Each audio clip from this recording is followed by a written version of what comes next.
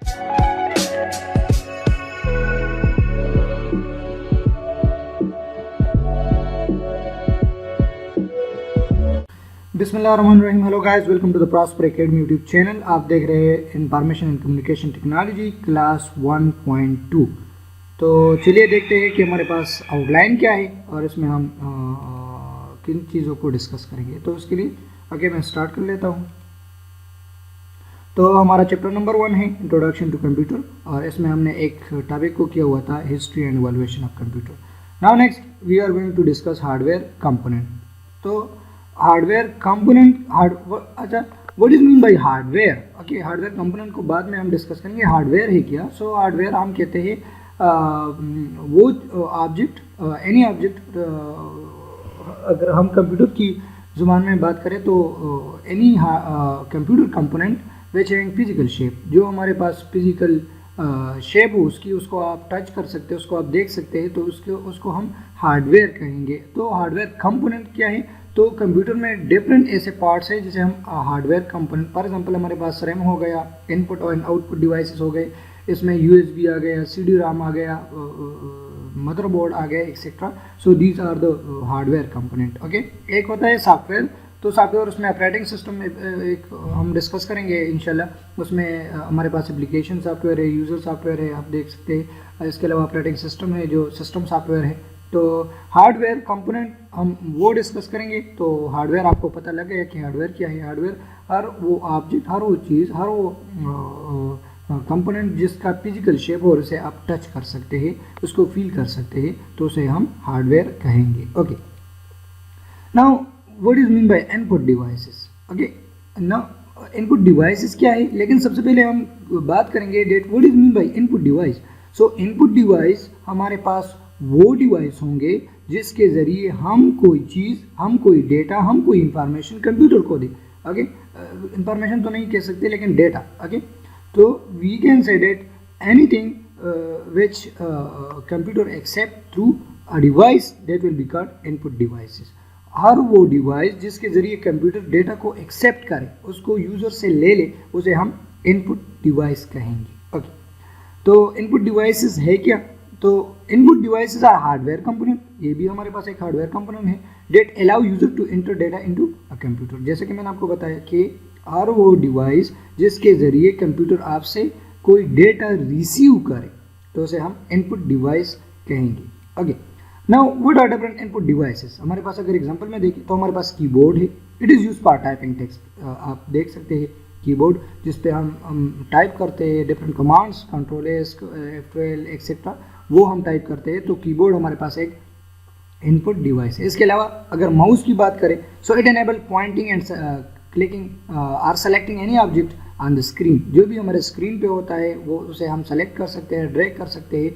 तो माउस भी वर्क करता है एज अ इनपुट डिवाइस। अपन यूज फॉर नेविगेशन। ओके, इसके अलावा टच स्क्रीन, अगर टच स्क्रीन की बात करें तो ये अगर हम इस डिफिनीशन को देखें तो इससे ये क्लियर होगा कि हर वो डिवाइस जो यूज़र से डेटा एक्सेप्ट करे, जो यूज़र से कुछ ले, तो उसे हम इनपुट डिवाइस कहेंगे। तो टच स्क्रीन भी हमारे पास एक इनपुट डिवाइस है।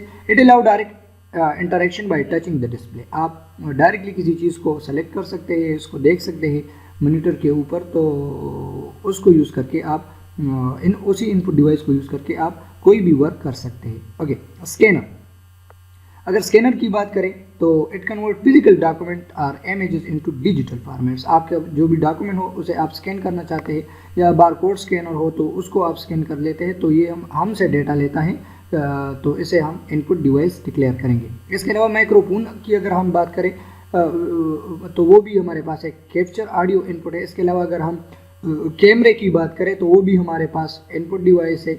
बहुत सारे ऐसे डिफरेंट एग्जांपल है इनपुट डिवाइस के। तो माइक्रोफोन ये क्या करता है, हमारी ऑडियो को कैप्चर करते हैं, हमसे ऑडियो लेता है, तो ये हमारे पास इनपुट डिवाइस है।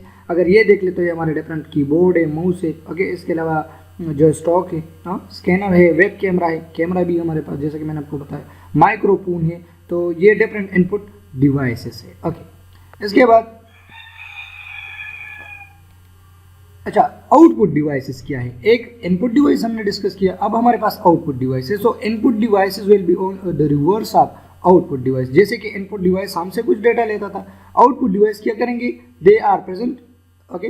ये जो इंफॉर्मेशन आपकी प्रोसेस होगी, जो इनपुट आपसे कंप्यूटर ने ले लिया उसको प्रोसेस करके जिस डिवाइस के थ्रू आपको शो किया जा रहा है उसे हम आउटपुट डिवाइस करेंगे। मतलब ये है कि जिस डिवाइस के थ्रू कंप्यूटर आपको प्रोसेस डेटा, आपको इंफॉर्मेशन देता है उसे हम आउटपुट डिवाइस कहेंगे। Output device present information, it present information process by the computer to the user, user को ये डेटा देता है।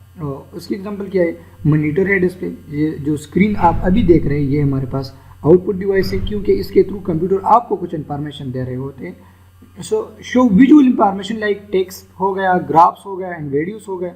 इसके अलावा प्रिंटर की अगर हम बात करें तो आप कोई भी पेज को प्रिंट आउट कर सके, प्रिंटर के ज़रिए वो पेज पे प्रिंट करके निकाल सकते हैं, तो वो भी हमारे पास आउटपुट डिवाइस हो गया। इसके अलावा स्पीकर की अगर हम बात करें तो वो आपको ऑडियो जो है ना वो सुनाता है, and it allow user to hear sounds and music. अगर प्रोजेक्टर की बात करें तो वो कंप्यूटर के स्क्रीन को या ऐसे पिक्चर्स और वीडियोस को आपको इनलार्ज करके देता है, तो उसको हम भी आउटपुट डिवाइस कहेंगे, ओके। तो ये हमारे पास मॉनिटर हो गया, प्रिंटर, स्पीकर, हेडफोन, प्रोजेक्टर, ये हमारे पास डिफरेंट आउटपुट डिवाइसेस है, ओके। इसके बाद सिस्टम यूनिट, ये भी कंप्यूटर हार्डवेयर कंपोनेंट का एक बेसिक पार्ट है जिसे हम कहते हैं सिस्टम यूनिट। तो okay, so the system unit house is the central processing unit. इसमें सीपीयू आता है, मेमोरी आता है and other essential component. System unit में अगर हम सीपीयू को ओपन करें तो वो हमारे पास डिफरेंट जो है ना उसमें मेमोरी आ गया, ओके। इसके अलावा बहुत सारे एसेंशियल कंपोनेंट्स होते हैं, सेल हो गया, रैम हो गया, ओके एंड सो ऑन।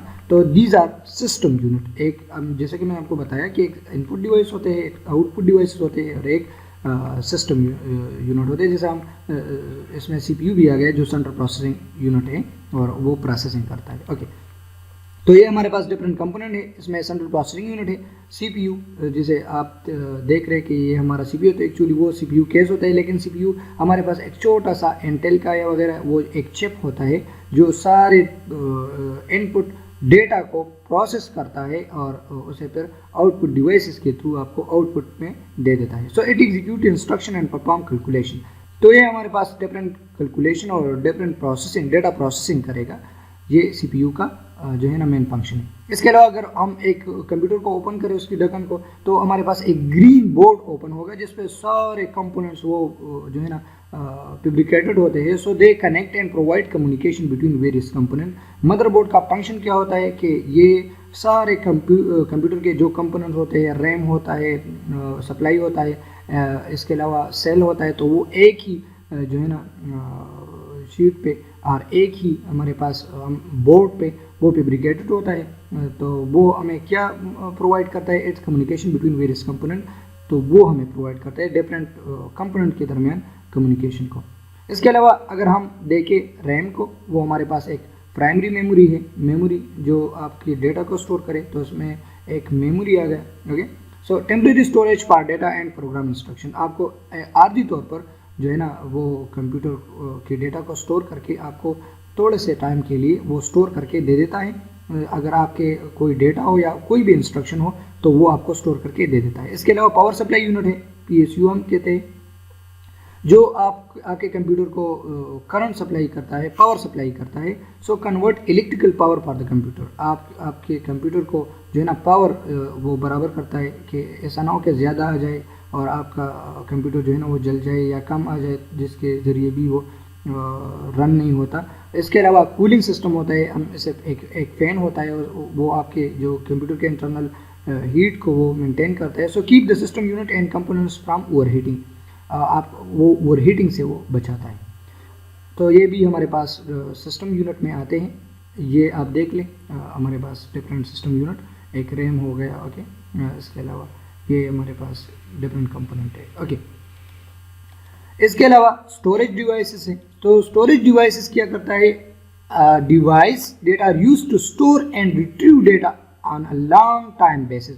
जैसे कि आपने पिछले वाले सिस्टम यूनिट में पढ़ा, रैम वो तो आर्जी तौर पर टेम्पररी डेटा स्टोर करता है थोड़े से टाइम के लिए, लेकिन अगर हम हार्ड डिस्क की बात करें, यूएसबी की बात करें, तो वो आपको लॉन्ग टाइम के लिए डेटा को स्टोर करके देगा और उससे आप डेटा को रिट्रीव भी कर सकते हैं। मतलब ये कि अगर आपको कोई डेटा देखना हो, सर्च करना हो, फाइंड करना हो, ओके, तो वो आप देख सकते हैं इसके ऊपर। तो ये डिफरेंट एग्जांपल है। इसमें हमारे पास HDD हार्ड डिस्क हो गए।